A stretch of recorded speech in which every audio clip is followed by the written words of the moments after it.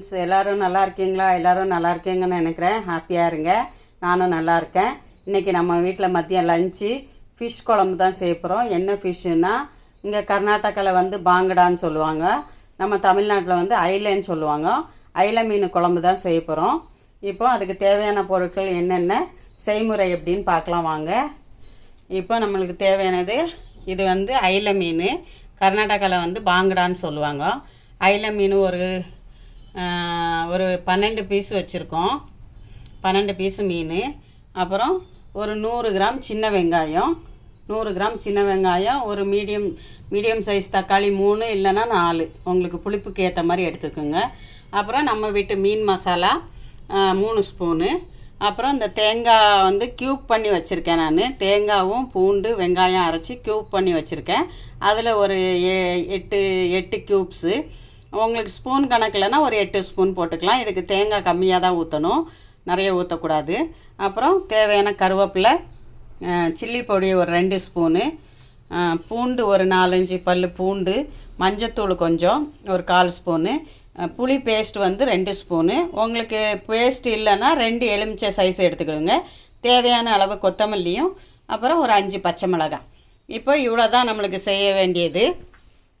ரொம்ப டேஸ்ட்டாக இருக்கும் இந்த மீன் குழம்பு. எங்கள் அம்மா செய்வாங்க. இதில் இந்த ஐல மீனில் குழம்பு ரொம்ப அருமையாக இருக்கும். நீங்களும் செஞ்சு பாருங்கள். இப்போ எப்படி செய்யலான்னு பார்க்கலாம் வாங்க. அடுப்பில் மண் சட்டி வச்சுருக்கோம். இந்த மண் சட்டியை நம்ம ஸ்டவ்வை ஆன் பண்ணிக்கலாம்.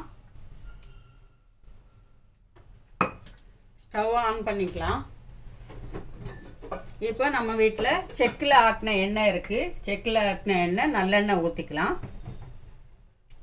ஒரு 5 ஸ்பூன் நல்லெண்ணெய் ஊற்றிக்குங்க, செக்கில் ஆட்டினது. இப்போ நல்லெண்ணெய் சூடானதும் நம்ம ஒரு 1/4 ஸ்பூன் வெந்தயம் போட்டுக்கலாம்.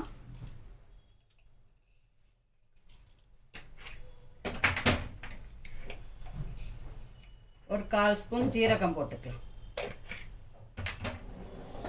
இது நம்மளுக்கு நல்லா வெடிக்கணும். இப்போ வெந்தயம் ஜீரகம் நல்லா பொரியுது. இது பொரிஞ்சதும் நம்ம இதில் 5 பச்சை மிளகாய் சேர்த்துக்கலாம் எண்ணெயில். இதில் 100 கிராம் வெங்காயம், சின்ன வெங்காயம். உங்களுக்கு சின்ன வெங்காயம் இல்லைன்னா பெரிய வெங்காயம் சேர்த்துக்கலாம். நான் சின்ன வெங்காயம் சேர்க்குறேன். சின்ன வெங்காயம் சேர்த்தா நல்லா டேஸ்ட்டாக இருக்கும்.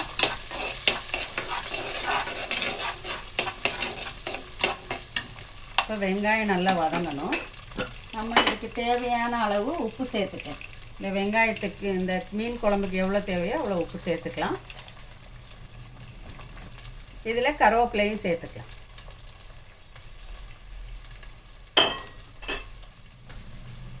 இப்போ லிட்டு போட்டு மூடிக்கலாம். நல்லா வெங்காயம் வதங்கட்டும்.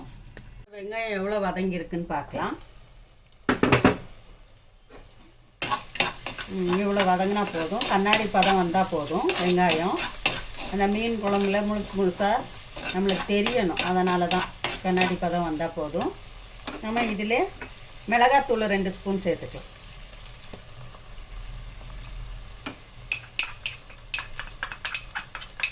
அப்போ தான் கலர் கொடுக்கும். நம்ம எண்ணெயிலே மிளகாத்தூள் சேர்த்துக்கலாம்.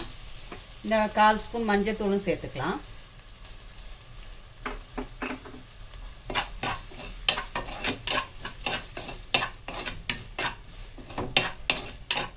ஒரு 2 நிமிஷம் எண்ணெயில் வதங்கணும். இப்போ நம்ம இந்த பூண்டு ஒரு 4-5 பல் பூண்டு வச்சுருக்கோம். பூண்டையும் சேர்த்துக்கலாம்.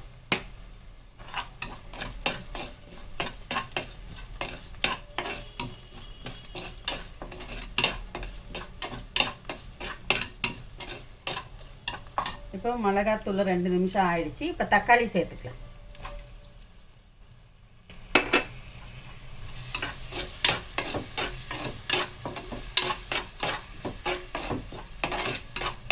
இந்த மழை பெய்யும் போது இந்த மீன் குழம்பு வச்சு நம்ம சாப்பிட்டோம்னா அப்படி ஒரு டேஸ்ட்டாக இருக்கும். அந்த மழை பெய்யறதுக்கும் நம்ம சாப்பாட்டுக்கும் காரசாரமான அந்த ஐல மீன் குழம்பும் பாங்கடா மீன் குழம்பும் அவ்வளோ சுவையாக இருக்கும். நம்ம இதில் ஃப்ரையும் பண்ண போகிறோம். ஃப்ரையும் தான் செய்ய போகிறோம். இப்போ இதில் புளி சேர்த்துக்கலாம். நம்ம 2 ஸ்பூன் புளி எடுத்து வச்சுருந்தோம், புளி பேஸ்ட்டு. உங்களுக்கு தேவையான அளவு புளி சேர்த்துக்கலாம். நீங்கள் புளிப்பு அதிகம் வேணுன்னா இன்னும் ஒரு ஸ்பூன் எக்ஸ்ட்ரா சேர்த்துக்கலாம். மீடியமாக வேணுன்னா 2 ஸ்பூன் போதும்.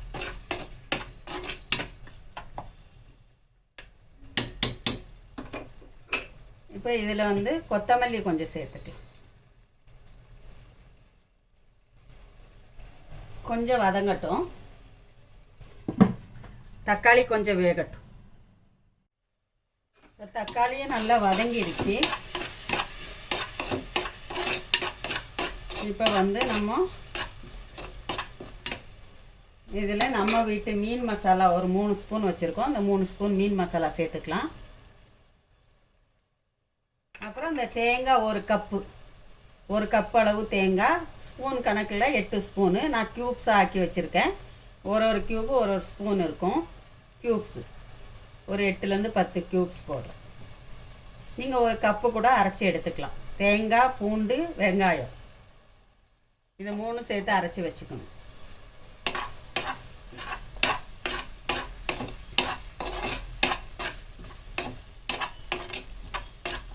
இதை நல்லா கிளறிட்டு நம்ம இதுக்கு தேவையான அளவு தண்ணி ஊற்றணும்.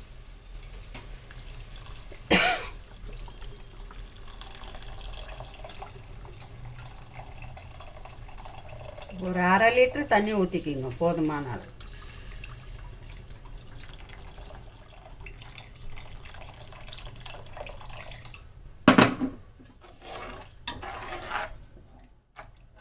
அரை லிட்டர் தண்ணி ஊற்றிருக்கோம்.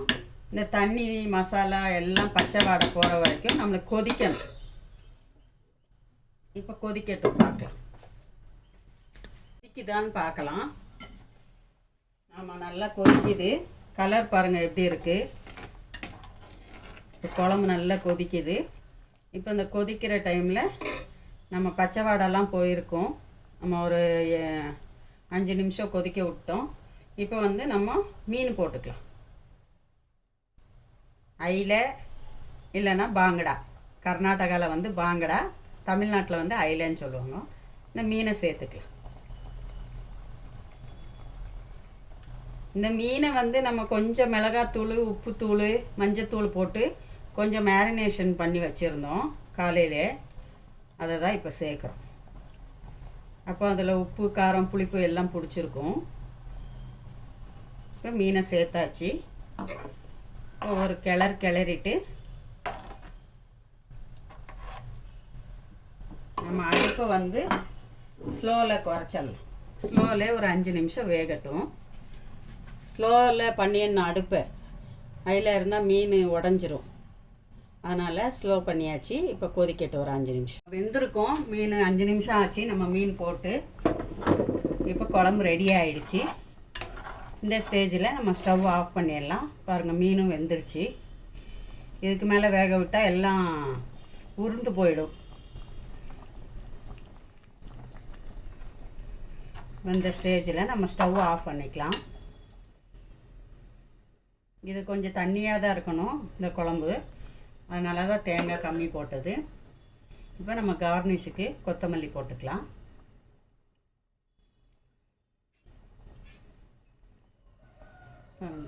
ஸ்டவ் ஆஃப் பண்ணிக்கலாம். இப்போ மீன் குழம்பு ரெடி ஆகிடுச்சு. எப்படி இருக்குதுன்னு பார்த்து சொல்லுங்கள். நீங்களும் செஞ்சு பாருங்கள். எனக்கு செஞ்சு பார்த்துட்டு கமெண்ட் பண்ணுங்கள். சப்ஸ்கிரைப் பண்ணுங்கள், லைக் பண்ணுங்கள், ஷேர் பண்ணுங்கள். எங்கள் பெப்பர் சமையல் சேனலுக்கு சப்போர்ட் பண்ணுங்கள். இன்ஷா அல்லாஹ் உங்களுக்காக நான் துவா செய்கிறேன். எங்களுக்காக நீங்கள் துவா செய்யுங்க.